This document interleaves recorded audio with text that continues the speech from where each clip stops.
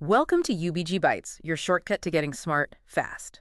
Today, we're tearing into a really fascinating paper from Meta AI Research. It pulls back the curtain on something that sounds straight out of a freaking sci-fi movie, embodied AI agents. And this isn't just about AI that can, talk your ear off on a screen. We're talking about AI that literally has a body, could be virtual, something you wear, or even a full-blown robot. And it can genuinely interact with the world and, importantly, with you. Exactly. This whole concept of embodiment, it's absolutely central. Yeah. It's about making AI less like some abstract code floating in the cloud and more like, well, something that actually exists in our world. Right. It lets these systems perceive and learn and act in ways that feel much more intuitive, more responsive than anything we've really seen before. Okay. Honestly, it's a massive step, a critical one, really, towards truly autonomous AI, moving beyond just crunching data to actually kind of experiencing the environment. So what we're digging into today is how researchers are actually, building these things, how they're getting them to understand our world and not just the physical stuff like tables and chairs. Right, but the messy human stuff, too. Exactly. Thoughts, feelings, intentions. And then what kind of mind-bending applications come out of this. And yeah, also some pretty damn serious ethical headaches we need to think about. Definitely headaches. We're basically breaking down this Meta AI paper, which lays out the whole damn blueprint. So, yeah, you're about to get a serious download. Buckle up. Okay, let's kick this off. What exactly is an embodied AI agent? Like, how is it fundamentally different from, say, Siri or Alexa on my phone?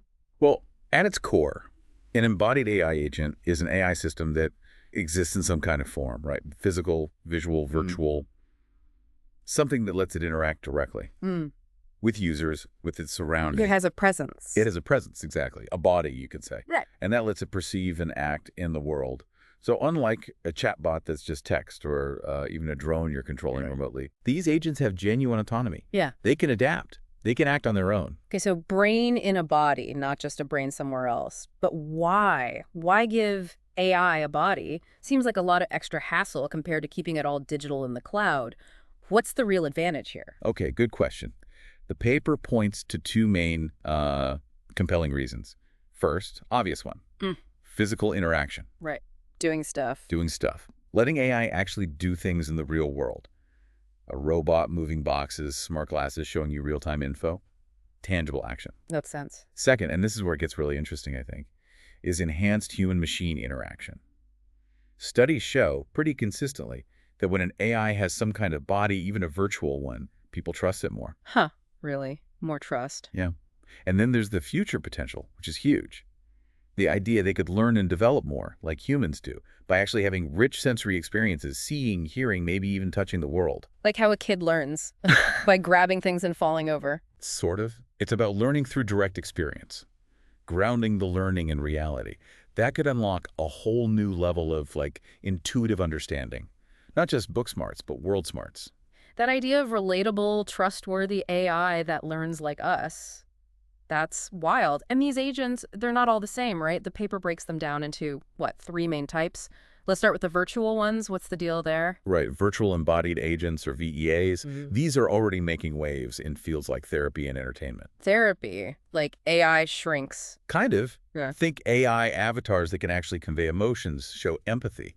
The paper mentions things like Wobot and WISA, which use this for mental wellness support. It seems to be pretty effective. Wow. Or, guys in the metaverse, Second Life, Horizon Worlds, whatever. Oh. Or even just more realistic, emotionally intelligent NPCs in video games.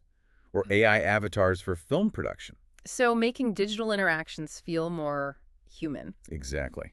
The goal is emotionally intelligent, immersive interactions, making that digital connection feel less artificial. Okay, that's pretty cool. What about the ones you wear? You mentioned smart glasses. Yeah, wearable agents. Right. The prime example in the paper is Meta's AI glasses.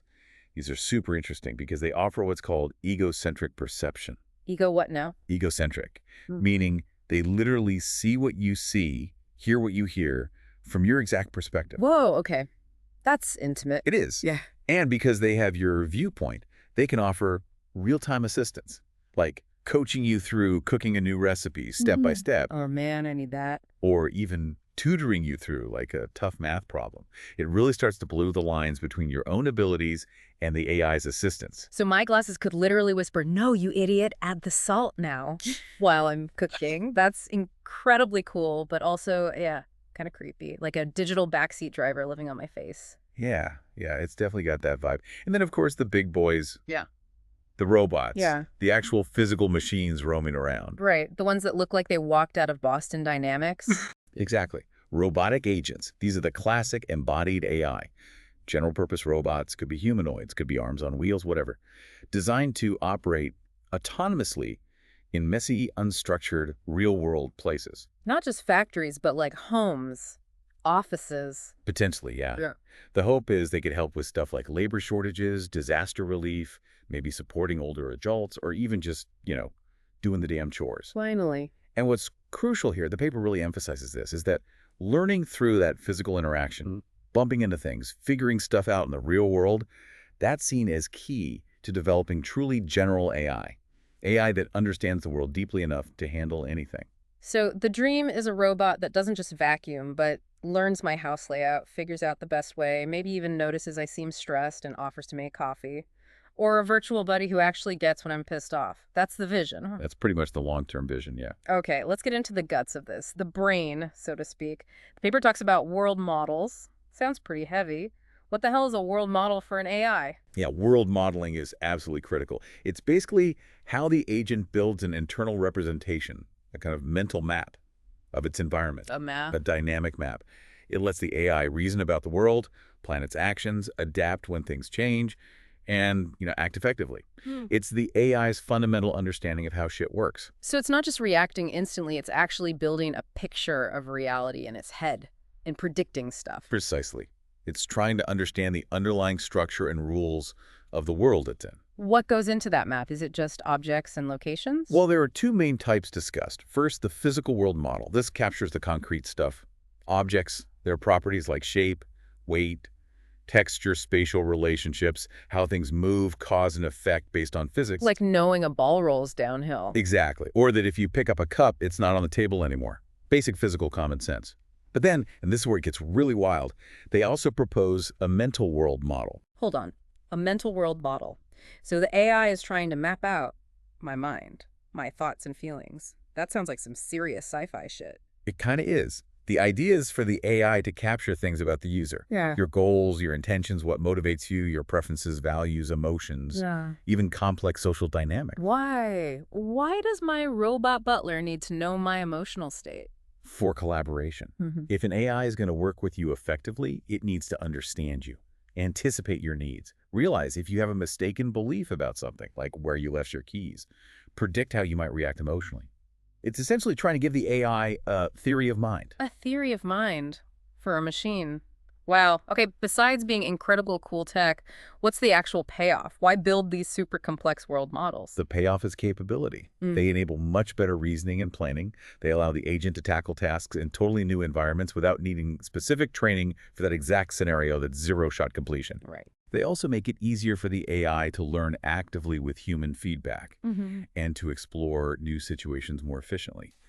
Without these models, agents are basically just pattern matching on pixels and text. They don't understand. Yeah. It's the difference between memorizing answers and actually getting the concepts.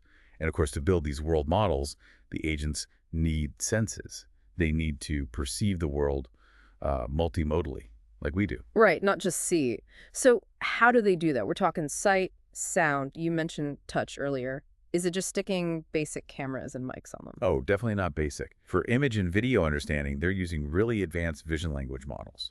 These are neural networks that don't just see pixels, they interpret what's happening. Interpret. Yeah, like identifying objects, understanding their relationships, figuring out actions in real time. They can even handle complex stuff like visual question answering. You ask, what's the red thing on the table? And it knows. Okay, impressive. But sound, you've got background noise, people talking over each other. That seems like a nightmare to sort out. It is a nightmare. For audio and speech, especially for wearables, the challenge is huge. They need to interpret ambient sounds, maybe overhear conversations not directed at them, and understand speech directed to them. Filtering all that crap out. Exactly. They're scaling up deep learning for speech, creating things like audio LLMs to grasp user intent. But the big hurdles are noise robustness, handling accents, different languages, slang, and doing it all with limited computing power on a small device. Yeah, it needs to be smart and efficient. Massively efficient. Yeah. This pushes advancements in edge AI, doing the processing locally on the device itself, not sending everything to the cloud. Gotcha. And touch. How does a robot feel if something's about to slip? Right. Touch is fascinating. Just like for us, it's super important for robots, especially for grabbing and manipulating things where vision might be blocked or when you need just the right amount of force. Like not crushing an egg. Precisely. They're developing general-purpose touch sensors and encoders. The paper mentions one called Sparsh that can estimate force, detect slip, even recognize textures. It's critical for delicate tasks or safely assisting humans physically. Okay, so the agent perceives the world, sees, hears, touches. Then it has to actually do something. That requires planning and memory. It can't just react. It needs a strategy. How sophisticated is the planning? Is it like Deep Blue, playing chess, thinking moves ahead, or more instinctual? It's actually layered. There's low-level motion planning. This is about the fine details, the precise, super-fast movements, how a robot actually moves its joints to grasp an object controlling torques and position. The nuts and bolts. Exactly. And those visual world models help a lot here, understanding the immediate physics. But then there's high-level action planning. This is about sequences of actions over longer timescales, seconds, even minutes. Stuff like make breakfast. Ah, so more conceptual. Yeah, it operates on abstract ideas like the fridge is open or get the milk, not on pixel-level details. This makes planning complex tasks much, much more manageable. It cuts down the problem space massively. Okay, so it can think big picture and small details. What about memory? Does it just remember the last thing it did, or can it build up knowledge? Does it forget everything when you turn it off? Memory is fundamental. Right now, AI relies on a few types.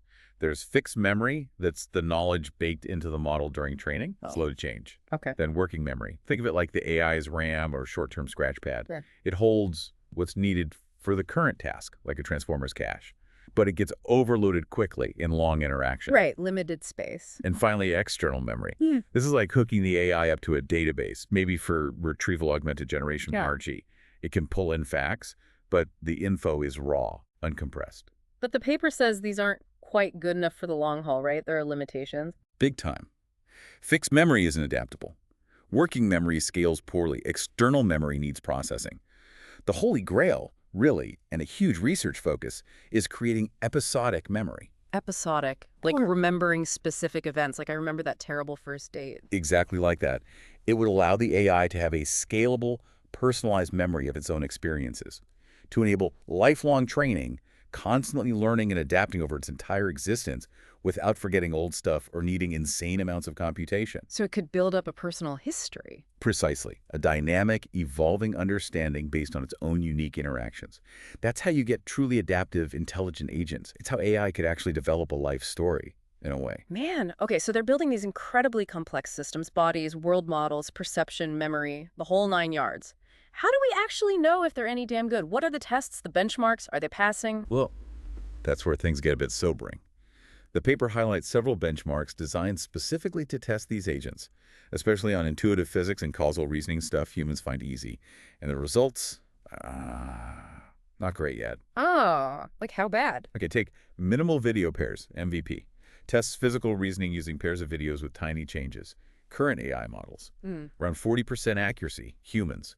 93%. Oof. That's bad. It's a massive gap. Then there's InFIS 2, uses violation of expectation, like a ball magically passing through a wall. AI often performs at chance level, basically guessing. Humans nail it. They don't get basic physics. Not intuitively, no. They struggle with cause and effect, too. Causal VQA uses real videos, asks things like what will happen next. State-of-the-art models are way behind humans, especially on predicting outcomes or reasoning about hypotheticals. Wow. And one more, rule prediction. This focuses on high-level planning for things like wearables, humans, near-perfect AI models. Around 57% for picking the right next action, but only 38% for getting the whole sequence right. Holy shit. So even with all this sophisticated tech, they're basically toddlers when it comes to common sense understanding of the physical world. That's humbling. Really puts the hype in perspective. Okay, so clearly massive challenges remain. Given those benchmark scores, what's next? What are the big future directions for this research? Where do they go from here? The paper really zeroes in on two key areas for the future. Embodied AI learning, fundamentally changing how they learn, and multi-agent interactions. All right, learning first. How do they plan to make these things learn better, more like humans, especially given how badly they do on physics? They talk about integrating two different learning styles, which they call System A and System B. Think of System A as learning by observation, like self-supervised learning, soaking up patterns from tons of data passively. Okay, watching the world. Right. And System B is learning by action. This is more like reinforcement learning, where the agent actively tries things out, interacts with the environment, gets feedback, and learns from doing. So it's like watch first, then try. And have those two things feed each other, like how we learn to ride a bike. You watch someone, then you try, fall off, adjust. Exactly. That's the idea. System A, observation, provides the structure, the basic understanding, the representations. System B, action, uses that structure to learn more efficiently through interaction. And the interaction gives better data back to System A. Precisely. Active behavior collects better, more relevant data, and it grounds the abstract knowledge from System A in real-world consequences. Perception informs action. Action fuels perception. It's a symbiotic loop. That makes a ton of sense. Learn by doing, guided by observation. Okay, what about the other part? Multi-agent interactions. Are we talking robot squads? Potentially. Yeah. Or cooperating virtual agents, or even multiple wearable devices on your own body working together. The idea is that multiple embodied agents collaborating can tackle tasks far too complex for any single agent. Like, think multi-robot teams for search and rescue in a disaster zone. Or your smart glasses, smart watch, and maybe a haptic vest, all coordinating to give you richer feedback. Or virtual agents building something complex together in the metaverse. The ultimate team up. Sounds awesome, but coordinating that? That sounds like a complete freaking nightmare. How do you get them all on the same page? It is a nightmare. Huge challenges. Seamless communication is one. Robust coordination, synchronizing actions, managing shared resources, and inevitably, conflict resolution. What happens when two robots want the same tool or have slightly different goals? Yeah, robot arguments. Exactly. So they need to leverage research from multi-agent systems, teach these agents to negotiate, find common ground, coordinate effectively, even when things get messy. All right, so we've got these potentially incredible learning, collaborating AI agents coming down the pipe. World models, senses, the works. Sound amazing, sounds futuristic as hell, but what's the catch? The paper mentions significant ethical risks. Let's get into the gnarly stuff. What are we talking about? Yeah, the ethics are crucial. The paper flags two major concerns, privacy and security, and the risks associated with anthropomorphism. Privacy. Okay, that one feels pretty damn obvious. If my smart glasses are seeing everything I see, hearing every conversation, yeah, that's a potential privacy dumpster fire right there. Totally. These agents are designed to be deeply integrated into our lives. They observe our habits, conversations, maybe even enter private spaces like our homes. That's an unprecedented level of exposure to sensitive data. So how do we stop my AI butler from blabbing my secrets or getting hacked? Robust protection is paramount. They're working on solutions like strong on-device encryption, keeping data processed locally as much as possible. Federated learning is another key technique. Federated learning. Yeah, the AI learns from your data on your device, but only sends generalized updates, not your raw personal info, back to improve the main model. It learns collectively without centralizing everyone's private data. Combine that with things like differential privacy, which adds noise to blur individual data points. Okay, so tech solutions to try and lock it down. What about the other one? Anthropomorphism. Making AI too human-like. Why is that a bad thing? Don't we want them to be relatable? It's tricky. Anthropomorphism is attributing human traits to non-humans. And while making AI feel more natural can improve engagement, it also carries real risks. The big one is illusory agency. Illusory agency, meaning? Meaning users start to overestimate what the AI can actually do.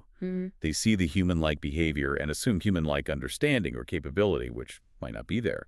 This can lead to disappointment, frustration, or even real safety issues if you trust the AI with something critical it can't handle. So I might think my robot helper is way smarter or more reliable than it actually is just because it seems friendly or understanding, and then it screws up. Exactly. It can mask the fact that it's still a machine with limitations. Maybe bias is baked into its training data, and this raises concerns about undue influence. Yeah, if an AI uses very convincing emotional language, or seems to really get you, could it subtly nudge you towards decisions or actions you wouldn't otherwise take? Especially if you start thinking of it less as a tool and more as a companion or advisor. Damn. Yeah, I can see that being a problem.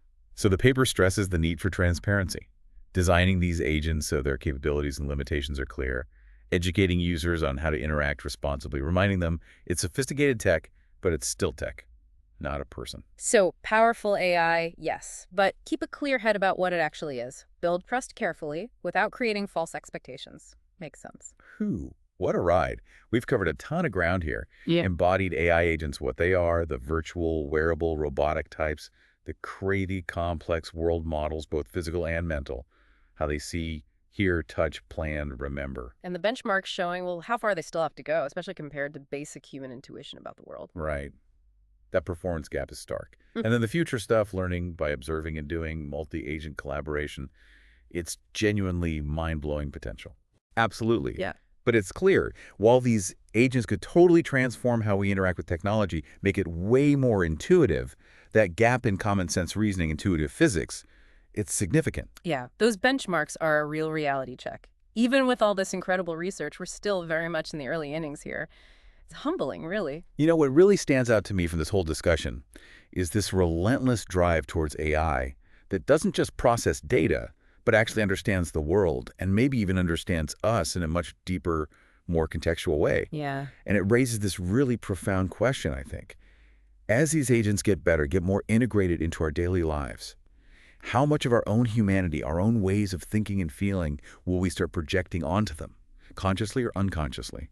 And what does that ultimately mean for us? That is a hell of a question. As these embodied agents get smarter, maybe the real exploration isn't just into their circuits and code, but into ourselves and how we change as we start living alongside truly intelligent machines. Definitely something to chew on. Thanks for tuning in to UBG Bites. We'll catch you next time for another unfiltered look at what's really going on in the world of smart stuff.